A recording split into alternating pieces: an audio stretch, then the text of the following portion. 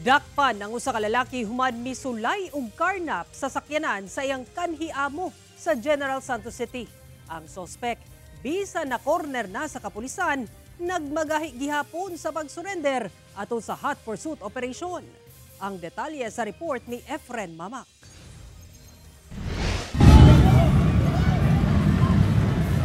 Makita nining video ang nag-aso-aso. Paliko-liko ang dagan ug halos matanggal na ang bumper niining itom nga sakyanan hangtod nga mihunong sa Zone 9A Barangay Fatima, General Santos City banda alas 10 sa kaganinang buntag. Taod-taod, miaksyon og paandar balik ang sakyanan. Apan, gipalibutan na kini sa miresponding kapulisan. Gipang bangilan sa mga pulis ug mga bato ang ligid sa sakyanan.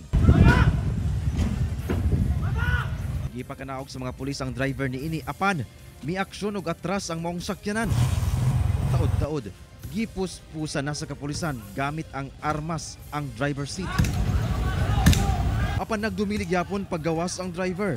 Hangtod nga ang usa ka pulis mikuha na og bato ug gilabay sa maong sakyanan. Taod-taod, laing patrol vehicle sa PNP ang miabot aron motabang sa pagpakanaog sa maong sakay. Apan ang maong sakyanan naning kamot gyapon pag-atras. Apan naglisod gumikan sa dugang nga gipang bangil sa ligid.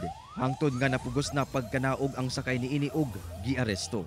Matud sa General Santos City Police, ang maong lalaki kinsa taga Bukidnon ang gikarnap ang maong sakyanan nga gipanag-iyahan sa iyang kanhi 47 anyos nga amo nga taga Barangay Fatima sa maong syudad.